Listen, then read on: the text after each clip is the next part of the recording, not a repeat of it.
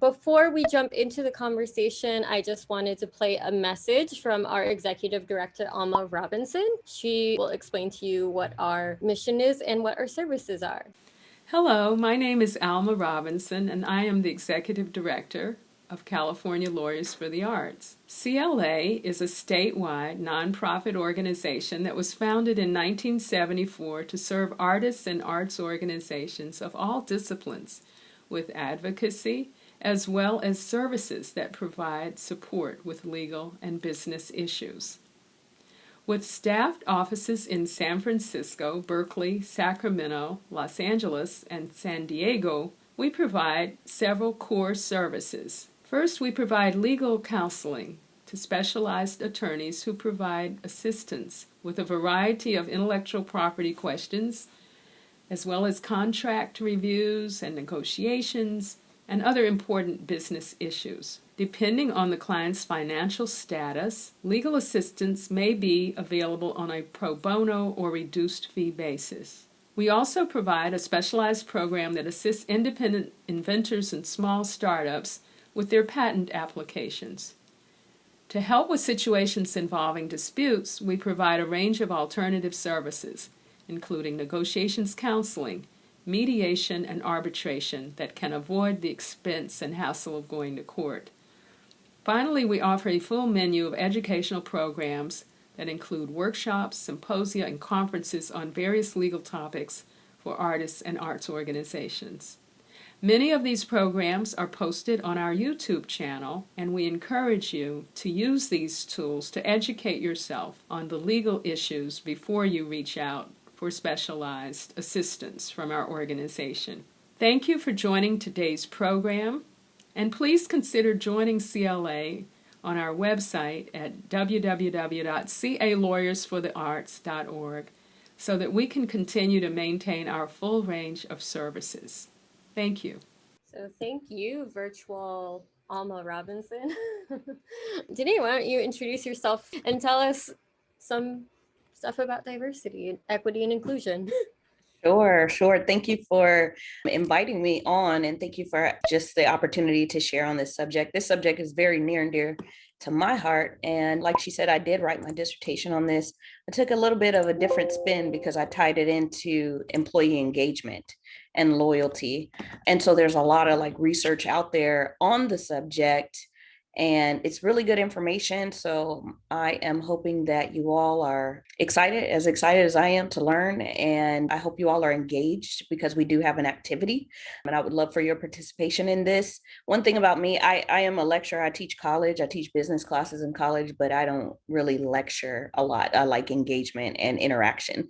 And so we'll talk about that today as well. So again, my name is Dr. Dené Starks McGee, and I am the founder of Diversify Education Group. And we are an education nonprofit, and we specialize in just all things education, primarily for adults. We do have some services that we offer for young people, such as mentoring and things of that nature. But our primary service is to close the gaps in education for adults, whether that be professional development, topics such as these, diversity and inclusion. We do a lot of trainings with different corporate organizations and other nonprofit organizations as well. Nonprofit development. We've been working a lot with various nonprofits with regard to strategies on exactly what we'll be talking about tonight. Custom curriculum. Some people want to institute their own training plans, and so we do build that for them. Just overall training and education, consulting, and quite a bit more. We started off just doing adult education, such as adult literacy and professional development and workforce development and things like that. And we've kind of morphed over time to where we just kind of networked and found there was a need in some additional areas. And so we've just kind of jumped in where we can, fit in and offer our services best. A lot of what we do is technical assistance for small business owners. That's people who are either starting new businesses, maybe they're restarting new businesses. One thing we have done recently is work with the city of Sacramento on COVID recovery. And so what that consists of is your technical education component, but also helping small business owners find and apply for different funding that was out there. A lot of those funding programs are now not available anymore, but just helping people prepare to receive the funding. So that's a little bit about us. Now we're just going to jump into the topic on tonight of diversity, equity, and inclusion. And so tonight's lesson is, it's going to be focused on all three subjects, all three topics. And like I said, we will be interactive at a point. So I'm just going to go over a couple of just definitions, just so that we start off with everybody having an equal understanding of what these things are, because a lot of times organizations focus on diversity and they stop there, right? But there's more to it than just that. So you have this long definition here, but the simple definition of diversity is differences, right? All of us are on this Zoom line tonight, and we're all different. We all come from different backgrounds. We all come from different upbringings. We come from different socioeconomic statuses. We come from different physical abilities and mental abilities. We come from all over the place. We're like the melting pot tonight in this Zoom room, right?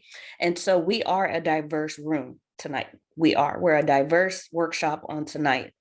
That's fits the definition of diversity, right? Then you have equity, which equity means that it's recognizing that we don't all start from the same place and we're not all at the same place, but we're trying to make a difference so that we include not only the difference aspect of it, right? The diversity aspect of it, but we want everyone to have equal access, right? We want people to have equal access to the same things, right? And so here in America, they call it the land of the free and all these old kinds of things. And it is in consideration with other countries. However, sometimes there is a lack of access with certain groups of people, right? Or certain age groups or certain, socioeconomic backgrounds and things like that. So equity is huge. Things have to be equally accessible for everyone to have a fair chance, right? How do we get a fair shot if we don't know about something? Inclusion is putting diversity and equity in action. That's what it is. It's basically including those differences. It's including people by creating a space of equal access for them so that people aren't left out and they're not left behind. Typically, when I do this presentation in person, we have some different activities that are pretty fun that we go through. So on tonight, we don't have that liberty, but I'll make it as interactive as we can. Again, I was preparing for a panel, more like the panel discussion, which I love those too. But since it's just me tonight, then we're just kind of go kind of a conglomerate of things tonight. So as you can see from this image, you can see what equality shows, right? Equality shows us that there's a way to make things equal, but it doesn't always mean that it's fair or it's that person has an equal shot at accessing the same information, right? So if you look at the equality image, right, you see the same size box for all three people, but one is shorter, one is taller, and one is disabled. How do all three who have differences, right? How do all three get access to be included in the same thing, right? How do they all get the same visual inclusion in this matter, right? They're all trying to see what's going on the field. So as we see on the equity section of this picture, you see the tall person can just see over the fence. He doesn't even need any help. The shorter person needs a little bit of help. So she has the double boxes, right? And then the other person has just some stairs and something to put them up a little higher. Now, somebody might look at that and say, well, the person who's disabled has a greater access, right? Because they get the staircase on the way up and it looks larger. But guess what? They have the same access because they're all at equal eye level and they're all at the same view. They're all able to now see the same things. So that's the view and that's the lens that we must start to look at things from. It's not, favoritism and this and that, but sometimes people don't have access. And so there needs to be not necessarily an accommodation made, but there needs to be some pathway made so that everyone has equal access to the same things. So when we talk about diversity, we talk about equity, we talk about inclusion, they are supposed to be the mix of things, right? They're supposed to all work together to make one just big happy situation, right? So if we look at diversity, it's simply a representation, again, of just many different types of people, right? If we're talking about diversity as far as staffing or as far as employees or vendors or suppliers or whatever it is, we have to look at gender, race, ability, religion, all these things. All these things create the definition of diversity. It's just bringing together differences. Diversity is often focused on the differences and is referred to as the mix, right? And so, because of those differences, like I'm sure people have heard the term that California is a melting pot. And in consideration of some other states, it sure is, right? Because in some other states, they don't have a lot of people that come from a lot of different backgrounds or various countries or various nationalities like California does, right? And so we can be referred to as the melting pot. But just because we have a lot of diverse people, it doesn't mean that we're high on the level of inclusion, because we don't have a lot of opportunity to be included in things. Sometimes we're stuck in a situation where it's kind of like what they say. I come from corporate America. And so what they say is like the good old boys club, where you just see, somebody get in at a leadership level and then they pull their friends along and nobody else gets a fair shot at it. That's not equity. That's not inclusion, right? It's only like a biased inclusion because you're only attaching to those who you want in the circle, right? Instead of those who just should have a fair shot at the circle just because. So inclusion is the deliberate act. It has to be deliberate. It has to be something that you intentionally do. You have to include others, right? It's the deliberate act of welcoming diversity, right? So you're deliberately saying, I welcome that you're different. And I'm going to create an environment where all of us together can succeed and can thrive and have a good time, right? Inclusion is the act of making the mix work. So diversity is kind of the mix, it's the melting pot. But what's the next step? Because again, we have laws that talk about diversity. We have all kinds of things in place that force people to have to include differences, right? But why does it even have to be that way? How come people just can't accept differences and include them? The problem is that a lot of times, like I stated in the beginning, there is a high focus on diversity. But as long as you have one difference, that means you're diverse. And some people stop right there. Some organizations stop right there. Some organizations say, you know what, we've all been here for 25, 30 years. We've been doing things the same way for 25, 30 years. Well, here comes a new millennial coming in with some great new ideas that could help the organization grow. But we don't want that, because we don't want that difference coming in and being included in the mix to make anything different, right? So diversity goes along hand in hand with inclusion. Diversity doesn't make a difference if you're not adding inclusion. Inclusion makes it work. So just want to definitely just kind of highlight those differences. Diversity is what you have and inclusion is what you do, right? You can have all the knowledge in the world, but if you don't use it, right, it's kind of a moot point. You could have great staff. I mean, staff that is just like out of this world, can get a lot of things done, have special abilities and talents.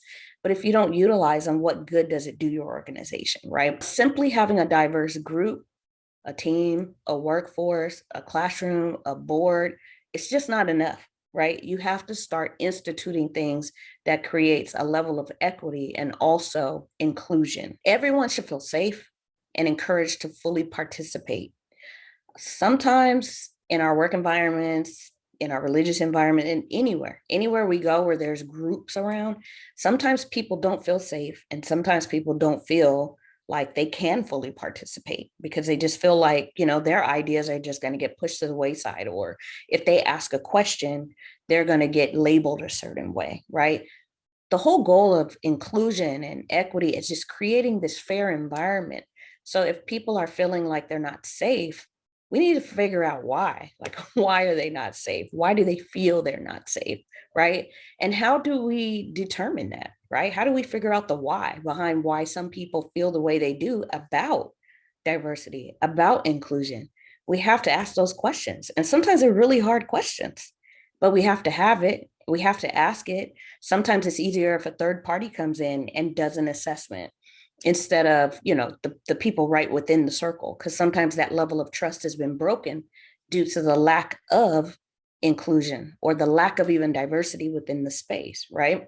So we have to be very mindful when it comes to these things, and especially nowadays with what's been happening the last year and beyond. there is everywhere you go, and every workshop you see, every group you see, they're talking about this subject because it's very, very important. And now more than ever, these types of understandings and learnings and this type of education it's needed, and it can be utilized. So I'm going to ask this question. Anybody can unmute, or you can type it in the chat, and we'll see what the responses are.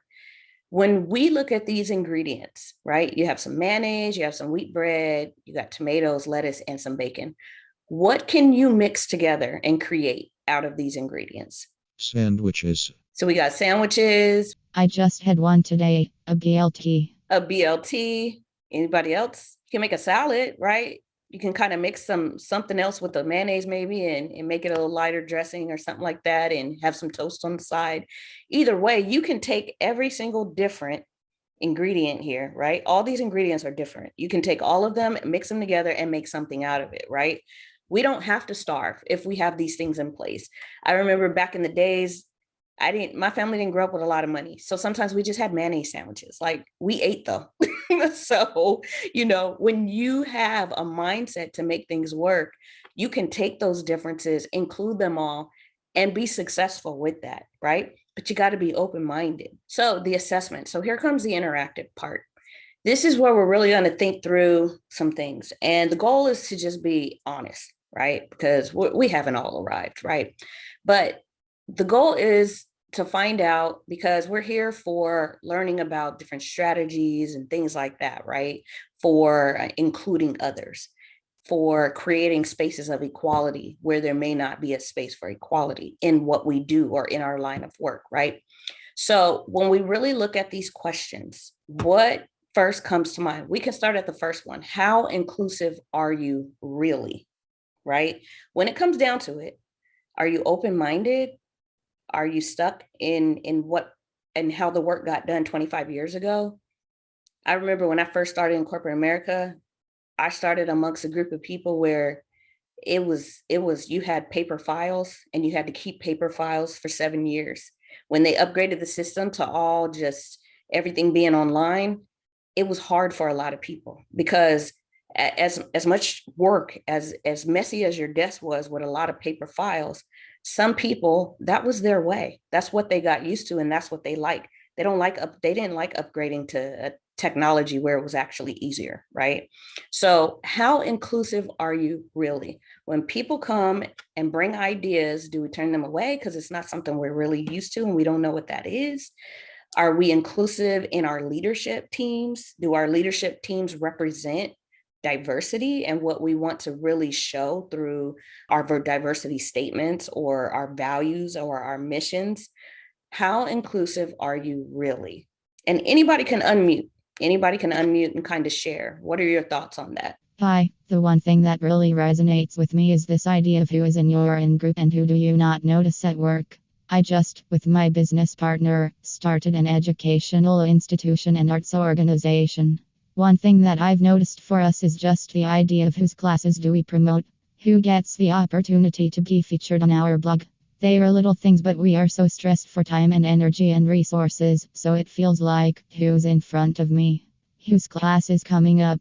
And having a better plan that is more strategic and less frantic about including people and promoting people's classes is something that our organization could work on. That's a good reflection. Thank you for sharing that.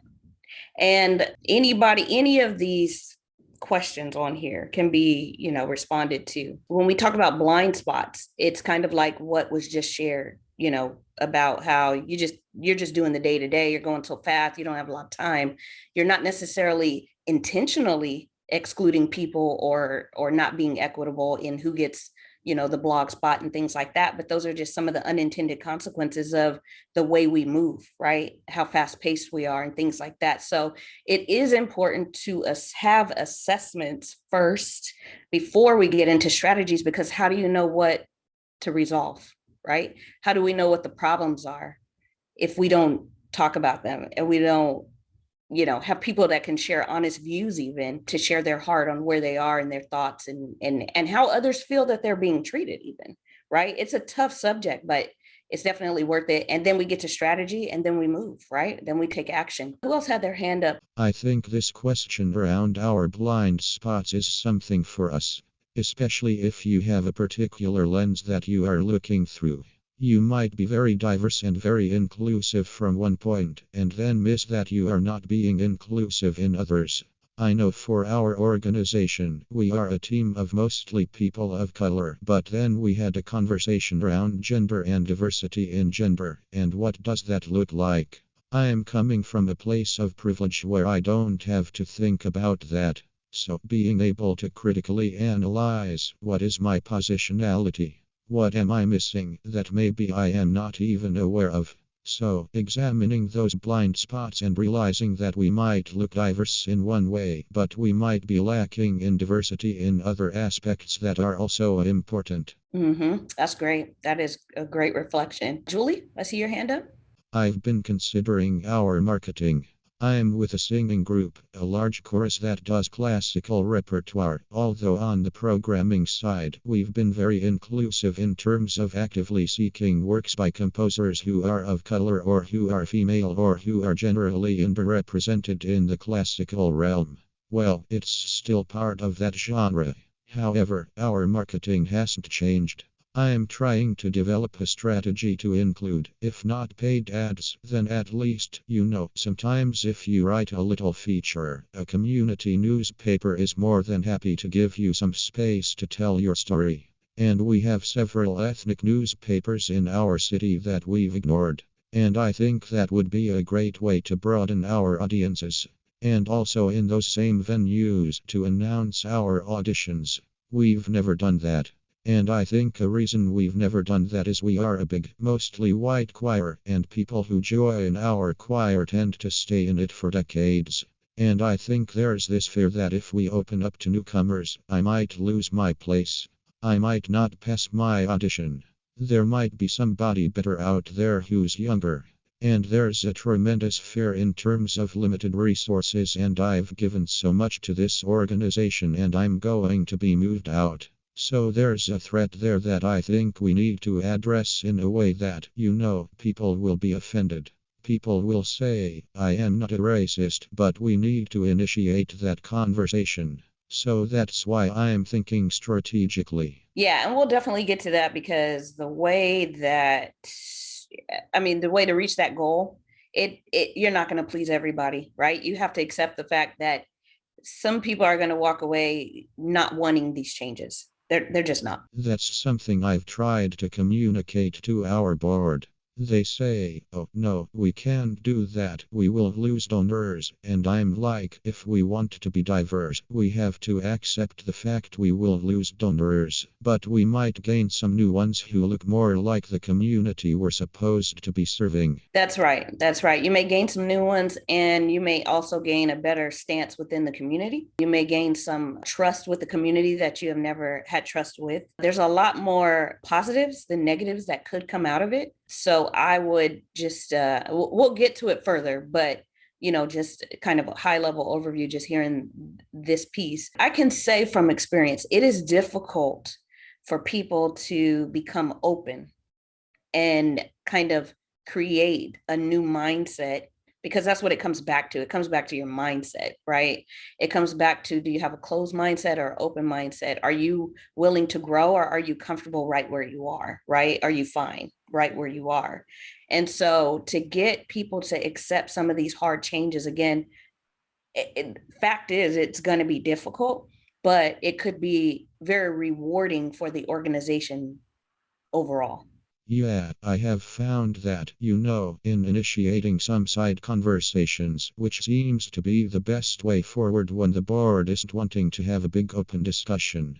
Introducing people to the idea of that growth mindset that you mentioned, that you are going to make mistakes, you are going to say the wrong thing. Get over it. It's not that you're a terrible person if you say the wrong thing. I really liked that hip-hop guy who had that TED Talk that mentioned the tonsillectomy philosophy of racism, like, oh, I'm not racist, I used to be racist, but I fixed it and I'm not racist anymore. It's not like having your tonsils out and you were racist and now you're not. You're a person. You're a work in progress. Yeah, and there's a lot of like implicit bias and all kinds of things that when people really understand the definition and then reflect and assess their actions and responses in those areas, they can see where some of those implicit bias may be or may have been. And then you just start to change those behaviors, right? That's the way you develop a growth mindset. But when you don't assess and acknowledge it, that how do you know that there's a problem? How do you even get to the point of acknowledging that something's wrong? You know what I mean? So there's a lot of work that goes into it, and there's more than one strategy to use to even get the work started to start on that path of the growth mindset. We're going to come back to strategies though. We really are. James, I see your hand up. I represent three different organizations. One is doing a really great job, and I am on DEI panels with all three of them. The really great job is because we have a uniform and a common vision of what our purpose is. And it doesn't matter which background you're coming from, or ADA, or anything, if you have the willingness to help and have the focus of the same common goals, that works really well. I have, as an arts group, a transitional group. They were so comfortable doing Shakespearean work all the time and they couldn't figure out how to cast outside of Caucasian English people. So the group formed a completely pure monocolored ensemble and continued to just perform that over and over because it was successful. But it turns out when they were trying to figure out, well, why are we this way? And part of it was because we're kind of afraid to say we're going to go and do something ethnic when we have no idea what we're doing. Well, why don't you reach out to another ethnic group? Well, we don't know if we'll fit, and we're not certain they are going to like us, and they are trying really hard right now to blend with other groups, other theater groups. They went with some of our East LA and West LA groups, and the Japantown groups that are in Little Tokyo, and have kind of formed a gigantic ensemble. And it's maybe too messy, but that's in the middle. And then, as my professional organization, I'm on the DEI Council, where the organization as a whole is okay, but it's formed pockets of exclusivity because of cultural differences. They form their own cliques, and it kind of feels like when you're in high school and you have the cheerleaders, or the jocks and athletic guys, and they don't want anybody else dealing with them, and you're not the right background for that. And we discovered that it's kind of going off into even more, dare I say, walling off, because in the efforts of doing things like we have African American History Month, we have Asian History Month, we have Spanish History Month, we renamed that one Hispanic History Month. Then somebody came up with Latinx History Month, and now we have the new Armenian American History Month. That is so specific that it's a group of, like, 6 people. They all try to be very welcoming because they see that this is as a way to expose culture to other groups. At the same time, it's almost feeling like the exact opposite is happening because it becomes like, well, I only like smoking cools. I only want to be around the other people who smoke cool cigarettes, and that's it. It's starting to create barriers where, as a DEI council, trying to figure out, did we go in the right direction? Because we're recognizing culture now, for once, and by doing it, we ended up fragmenting an otherwise good population. We're LA based, so most things represent the way it would look if you walk downtown. But we're finding that's a new challenge that certain groups culturally got together, worked together, happened to grow up in the same neighborhoods, formed alliances, and then we became very exclusionary. So there's that group. There's this group that when we're talking about our challenges now, you unfortunately read about this in the newspaper, that the Times did an article on the number of times that we've been exposed now to this kind of stuff going on. So we definitely have a microscope on us as an organization, and we're trying really desperately to figure out how do we counter what we didn't intend to do. I'm learning as many different DEI workshops as I can expose myself to, because there is definitely not one answer. Yeah, I agree. But with all that, like you explained, all those different components, there's not going to be one answer, right? It's trial and error because you have some people who are extremely like, we got to get this together. And then you have some people that are like, no, because we like what we're doing and we like the way we are. And then you have some people that are just like in the middle, and then you're always going to have it's a concept of when you were talking about those who kind of flock to each other and create those subgroups, right? It's a actual concept and it's called homogeneity, where you just flock to your like and kind because that's what you're comfortable with, right? You feel like you're understood, but even within that subgroup, there's still equity issues, there's still inclusion issues, there's still diversity issues, right? So there's not one answer to it, right? You just kind of you become open-minded, you share, again, you educate yourself, you learn about different things, you learn from other organizations, what's working, what's not working, similar organizations and things like that. One thing that I've found that hasn't always been helpful is that when you do have one organization that is primarily one type and they try to be diverse, it comes back to why. Sometimes the motive is not there. It's sometimes the motive isn't positive, I'd say. Maybe it's the result of a lawsuit. Maybe it's the result of some sort of a higher level complaint. Like you stated, maybe it's the result of being exposed to a certain extent or whatever, or to a high level or low level. So there's various factors as to why organizations try to become a little bit diverse. And some believe that they're perfectly fine the way they are, and they may never change, right?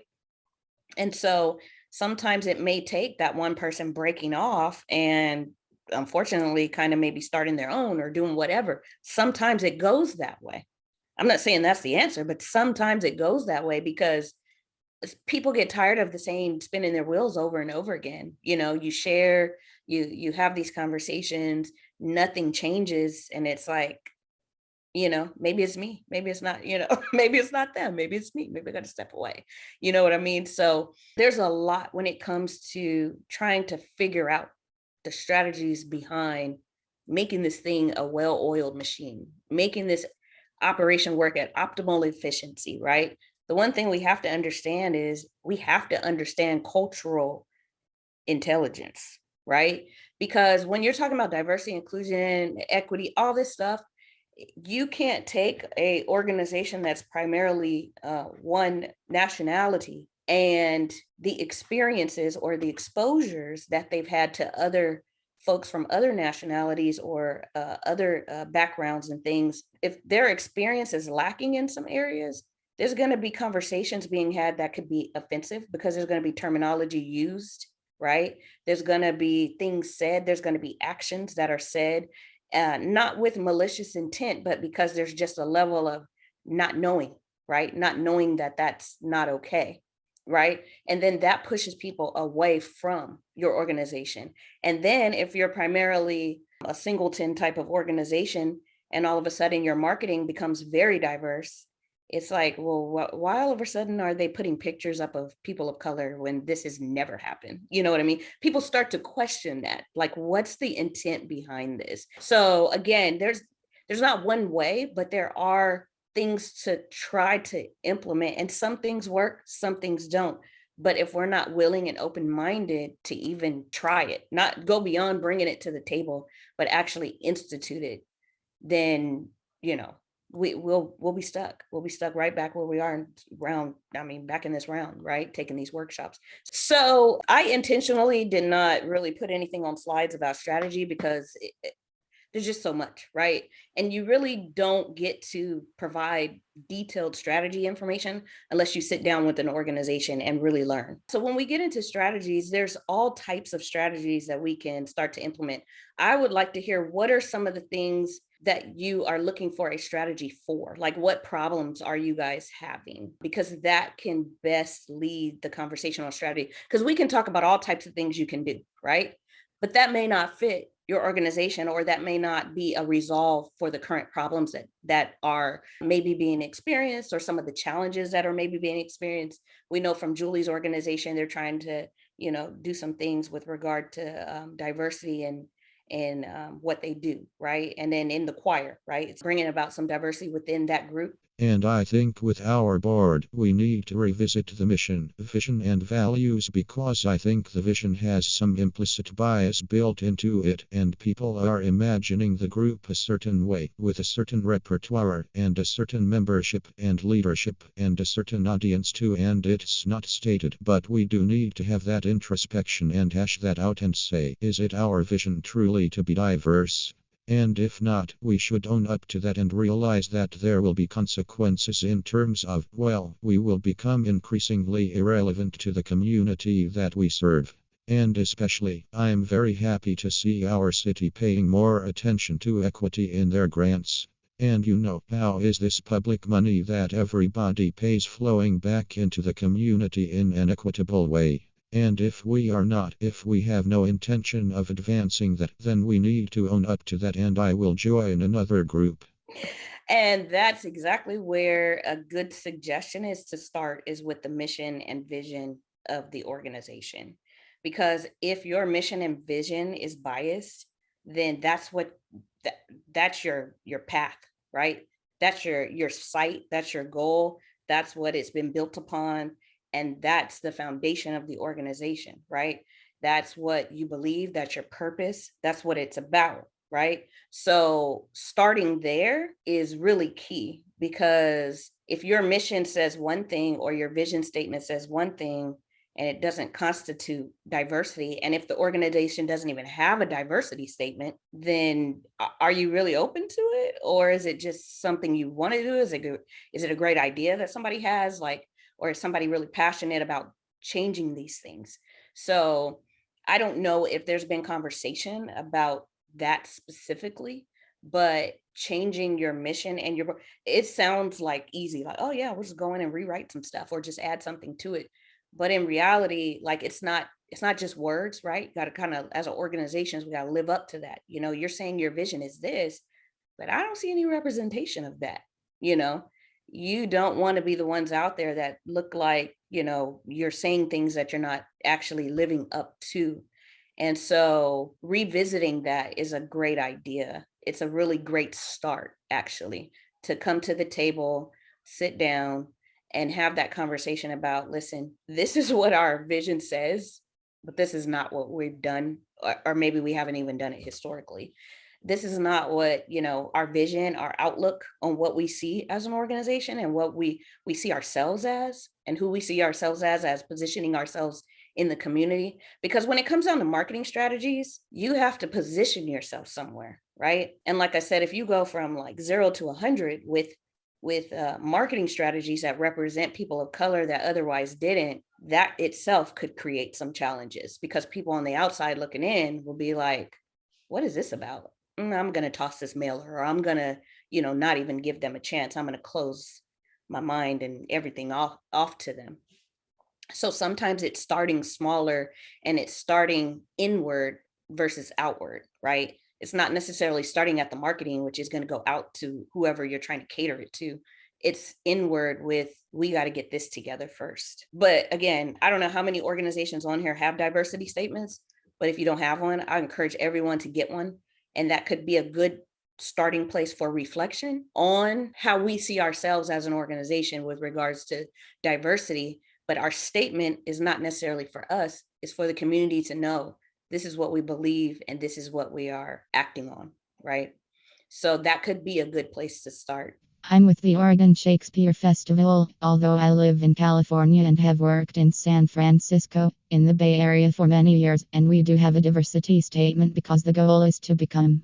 We're currently working on doing a lot of work with consultants and bringing in surveys, because what has previously happened at the organization, there were people there before we came on board who started the diversity work process, and it actually ended up being harmful, because what tends to happen, people will do the calling out, labeling folks different things, but there's no calling in to say, how do we heal this? How do we move forward? So before we can even get to what we want to do with the statement, we're in the process of an assessment to understand what's transpired, where people are, how they are feeling, because not just with OSF, there are other organizations, people I've talked to who are experiencing fatigue because it was left to the employees as opposed to bringing in professionals, which I think is the best way to do it.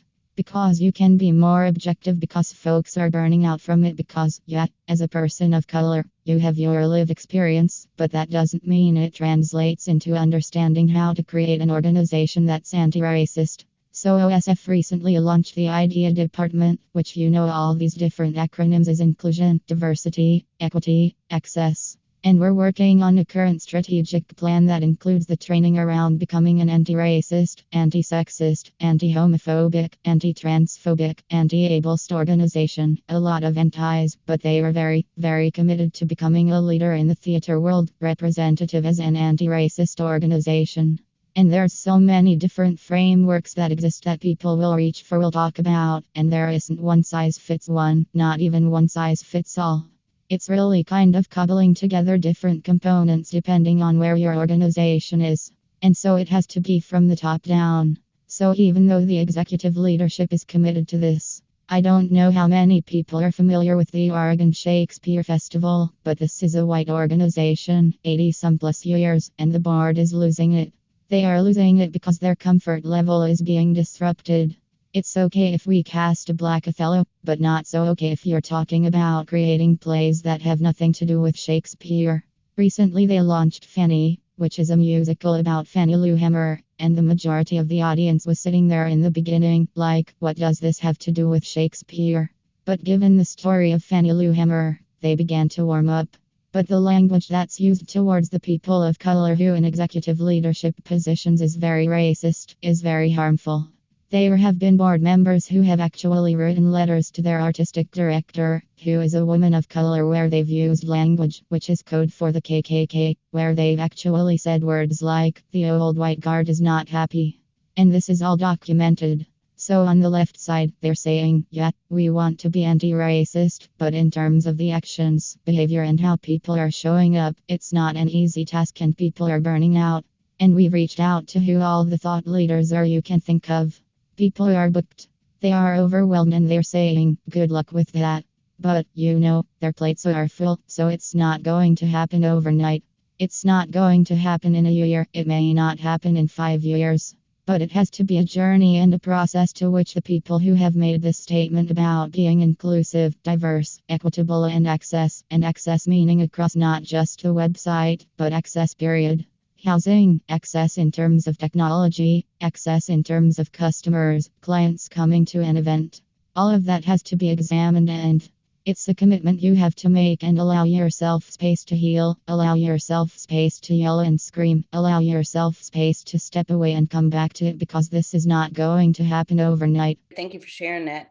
And when it comes to getting to the top, middle management, middle staff, they do what they can do, right? But the culture of an organization is really set by the tone of the leadership of the organization. And so if the people at the top, we're talking about having this discussion from the top down. I don't know how many of you all are at the top of the organization, the actual decision makers on that level, or the actual players on that level. But when you look at the diversity assessments that go out, right? I don't know how many organizations have, or people on here have experienced that, where you have been in an organization where they made it mandatory. You had to fill out the questionnaire and go through the assessment and, and all these kind of things, the employee survey and all this kind of thing. Typically, it's not mandatory. And typically when these conversations are being had within organizations, the top leaders are not there, but they're the decision makers, right? I sat on a panel here in California for our Department of Social Services and on this same exact topic. And it was great that they had it, right? It was great that they're having the discussion. But one of the problems is that top leadership wasn't there. They weren't part of this. And we know how it is. It's like playing a game of telephone, right? When you go try to tell somebody else what happened at the meeting, right? It doesn't always get communicated the way that it happened, right? So then you have either top leaders that are just not engaged in the subject. Maybe they don't care. Maybe they do care. And maybe they are fostering a culturally sensitive organization or whatever it is. But it really does come from the top. And so when we talk about strategy and things like that, we have to include top leadership. We have to try to find a way to get to top leadership, whether that's setting time on the schedule to have a conversation, whether that's, including them, asking them, hey, we really need you to be on this meeting, something. Telling them, hey, everybody's burnt out. If we want the mission of the organization to be accomplished, if we want our organizational goals to be accomplished, we really need to meet with you, or we really need to have this conversation with you. Because again, it really comes from top down. Leadership begets followership. Followers don't always do what the leaders do, but most times they do, right? Or they take on the mindset of the leader, something of that nature. And so it trickles down like a domino effect.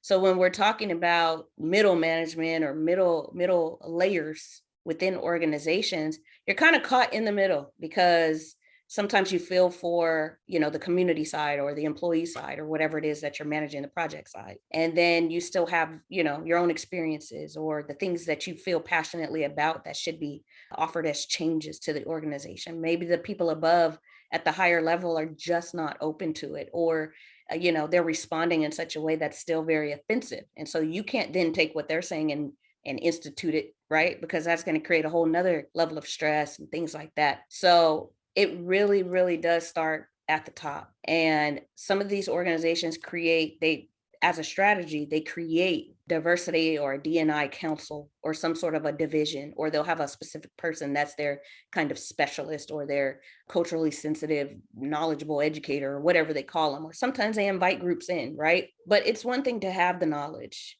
but to actually go back and still do things the way they've been done, it sometimes does a disservice to the organization, because you don't grow from there, right? If there's no change happening in a positive forward motion, right? Anybody else want to share kind of where they are as an organization and what kinds of tools or strategies you all are looking for that haven't been shared yet? I did want to share a good version, a transformational version. This is Red Cross, and people are pretty familiar with what Red Cross does and how they do it, and there's always been an up and down related to did they come to my aid and time? Did they rescue me? But one of the things they kind of discovered is that because we represent nationally and internationally, we were having some difficulties in very specific areas where people, since you travel to other regions, you may not be familiar with working with local cultures that you really don't have a lot of background in. Say you're coming from Boston and going right down to South Texas, where the hurricane is. So one of the things they changed, which was very interesting, is everyone was required to go through basically a onboarding for their positions. And one of the questions that come up during those onboarding, and I'll take the one that I happened to be with, the disaster spiritual care, which was one of the toughest ones because it was highly Christianized. And I am Buddhist, and every question normally in the interview was, well, how do you believe in Christ? And was Jesus your savior? And how would you talk about that to a person? And would you show them a cross? And very, very, very, very biased. Well, the new version of this actually comes in as scenarios. You're about to treat somebody who's an atheist. How do you deal with that? As an interview question. And assessing the person's readiness to get into what they were very uncomfortable potentially dealing with, because you let them know this is real world people needing help and you can't judge them on gender. Cis, binary, it could be non-binary. And you're not going to say men's bathrooms over here, women's bathrooms over here. We actually challenged them on the onboarding process. Everybody was actually required to do it all the way through the executive staff to qualify themselves again about what was our purpose. Our purpose was human beings and animals and helping them in the time of need, whatever it was and without regard. I still face problems in the blood donation group because we have the stuff from the CDC that still is somewhat biased against homosexual men, and it has that question in there: did you participate in activity with a man? And that's all they're asking. And it is horribly biased in terms of that.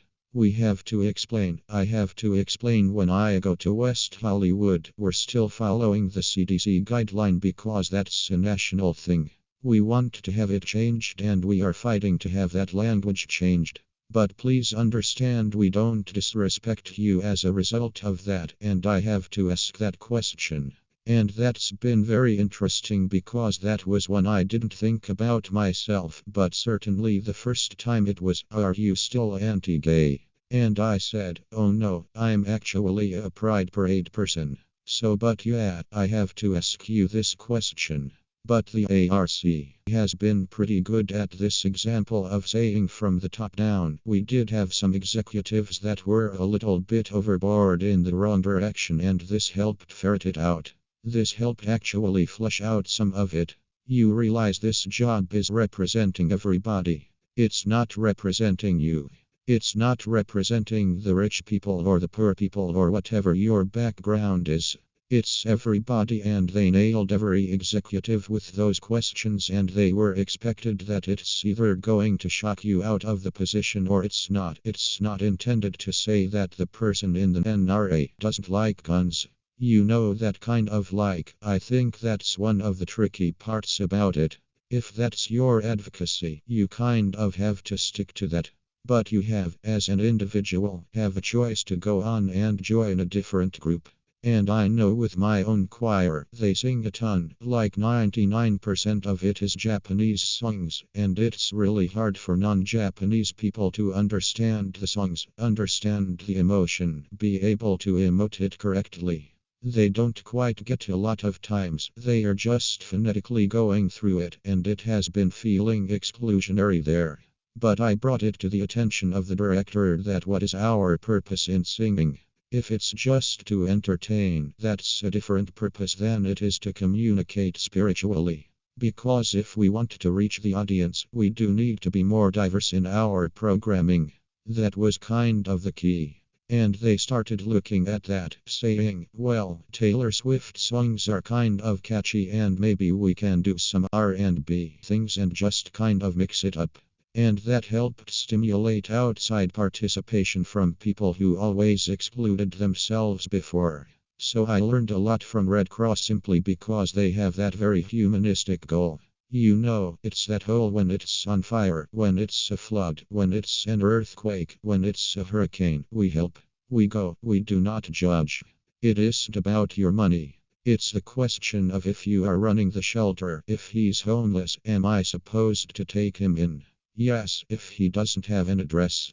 Yes, you say yes, you get to yes. So that's instilled. I think knowing every person coming in, and we have a lot of young people coming in the same way, we challenge them with. That's a very interesting question because that's the only organization I've known that has had the full change to make it better. Everybody else is still trying to figure out how to do that. Those are some good examples of providing some sort of level of assessing because they're posing these questions or they're saying, hey, you got to reapply for this job. But when you reapply, you're going to have a new set of questions that maybe even wasn't even consideration years ago, right? Now, here we are, future forward. We have a lot of things where laws have changed in regards to groups of people. We have all kinds of things happening in society. And if we're not in tune with that, should you really be in that position, right? If you're a leader of an organization and you're not in tune with what's going on, should you really be leading this organization that says they're for the people when you don't really know about the people, right? So it goes back to knowing kind of what it is, like what is it? What's the problem? How do we provide solutions? Because that's all strategies are, solutions to the problems, right? And like we've all said, there's not one, there's many, but we got to like start somewhere. And sometimes even where we start, we have to revisit that, right? So again, when folks got hired at a certain point, we don't know how, sometimes we don't know how they got hired. It could have been that they knew somebody and so they didn't go through a traditional hiring, that the next person went through. So they didn't even have an opportunity to vet these people or interview these people and see if they were even sufficient for the job, but they got it, right? And now this is the leader of the organization who may or may not know anything, right? And so they can't connect, and they may show signs of they don't care, what have you. But in these examples, you see that they've taken some time to reassess some things and get back to their core, and their core is just humans, people, and that doesn't have a face or a name. And back to a question here, supporting they call them like underserved community and particular folks that are in need of specific services. There's no need to really change or create your mission statement. Your mission is the same, right? Your mission is to help the underserved in X community, right? That's your goal, that's your mission, that's what your organization set out to do. Diversity is still there because you're still helping people from different backgrounds, from different walks of life, from, they may be from the same racial background, but it doesn't mean that they're the same. So you still have those differences there, right? And then there are all types of organizations that cater specifically to women, to the Black community, to the Asian community, that's why you have all these different chambers of commerce and all these different organizations that support specific groups, because there was a need there, right? There was a need. I'm the education director for the Black Small Business Association of California. That was founded to fill a need where during COVID, Black small businesses in the state of California failed at a rate of 47%. Meanwhile, Caucasian owned businesses of the same types and sizes failed at a rate of 13%. There's a problem there. We have to provide a solution, and who's going to provide it? We can't just sit around and complain. So an organization was formed with the mission of, we're not excluding anybody, but we are focusing our efforts on where the central need is. So there's still a level of diversity there because like was stated, you can actually provide the inclusion, the equity, all that stuff in various ways while you are still focusing on one specific group, right? And then there was a question of, how does an organization begin changing the board itself? It goes back to the bylaws, right? What do your bylaws state on how board members can be changed, right? Can you just vote them out? Can you just X all of them and start over? What do your bylaws look like? And are you in a position to know what those look like? Or are you not, necessarily on the board or don't have access or whatever it is? But it really starts with nonprofits. It starts definitely with the bylaws, and even some other corporations. It's going to start with some of that to really revisit, what those boards look like and how they can operate within the organization. It may take some voting, right? It may take some voting. It may take a rewrite of the bylaws to say, hey, board members can serve to X capacity to X terms, and then that's it. I know some organizations don't have limited terms for their board members, so they can literally stay in there until whenever, right? So that itself, changing the board members, physically changing out who they are, that may present some level of challenges depending on what's in the bylaws, right? And how you can do it. But changing helping to institute some new thoughts, a new mindset, some new education, that just takes maybe even having a meeting with the board, say, hey, this is necessary for us to grow, for us to live up to the mission that we set forth. We need to have these conversations.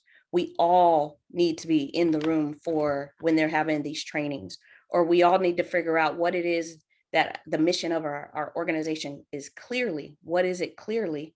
And then we revisit on how to get back to that and have our work reflect that, right? I thank you all tonight. Thank you all for sharing with each other. It sounds like some good things were shared that could help each other's organization to build. And if anybody is looking for, just a free consultation, a sit down to where we can kind of dive into some of the questions that we really can't get to in depth tonight because it's just multiple people on from different organizations, definitely reach out. That is a service that we provide. Again, we do free consultations and go from there. Yeah, thank you so much, Dené, for leading the conversation, especially since it was kind of suddenly all just you. But thanks everybody for participating. Keep an eye out for more CLA workshops, and everybody have a good evening. Bye. Have a great evening. Thank you, everyone. Bye. Thank you.